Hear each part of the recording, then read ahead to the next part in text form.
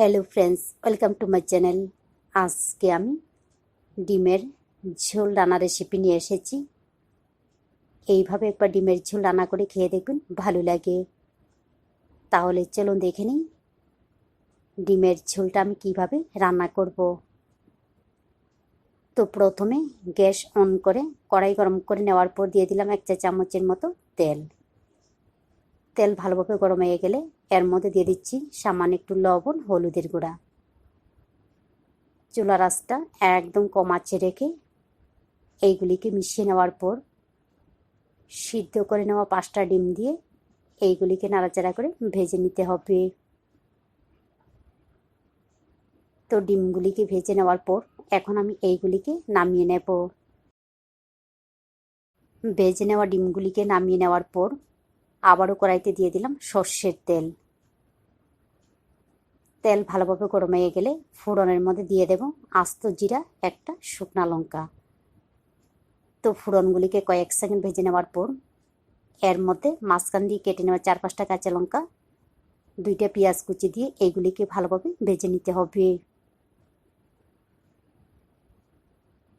তো এইগুলিকে brown colour করে ভেজে নেওয়ার পর এবারে এর মধ্যে দিয়ে দেব আদা রসুন বাটা। এইখানে আমি 1/2 ইঞ্চি আদা, 5 থেকে 6 কোয়া রসুন একসঙ্গে বেটে নিয়েছি। এখন এইগুলিকে নাড়াচাড়া করে ভেজে নিতে হবে। তারপর এর মধ্যে দিয়ে দেব গুঁড়া মশলা। এইখানে আমি জিরার গুঁড়া, ধনিয়ার গুঁড়া মিলিয়ে 1 চা চামচ, হলুদের গুঁড়া, মরিচের গুঁড়া 1/2 চা চামচ করে নিয়েছি। এখন এইগুলিকে একদম কম আঁচে শুকনো অবস্থায় এইভাবে কয়েক সেকেন্ড ভেজে নিতে হবে। গুঁড়া মশলা দেওয়ার পর 20 থেকে 25 সেকেন্ড নাড়াচাড়া করে মিশিয়ে নিয়ে এর মধ্যে 2 চামচের মতো জল দিয়ে আবারও মিশিয়ে নিয়ে একদম কম আঁচে ঢাকনা দিয়ে কষিয়ে নেব। প্রায় 1.5 থেকে 2 মিনিট সময় নিয়ে মশলাগুলিকে একদম কম আঁচে কষিয়ে নেওয়ার পর মশলা থেকে যখন তেল ছাড়তে শুরু করবে এবারে এর মধ্যে দিয়ে দিতে হবে জল। এইখানে আমি 1 কাপের মতো জল ব্যবহার করলাম।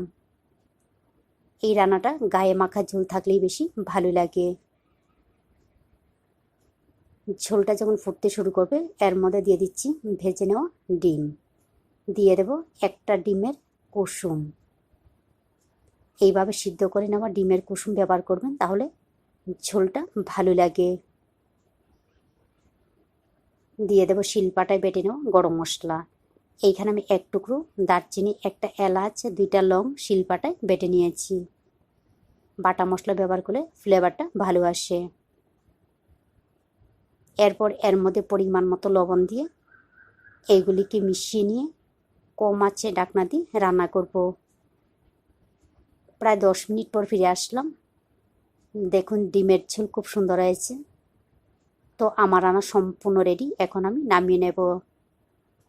এইভাবে সাধারণ মশলা দিয়ে ডিমের ঝোল রান্না করে খেয়ে দেখবেন, ভালো লাগে। ভালো লাগলে অবশ্যই লাইক, শেয়ার এবং সাবস্ক্রাইব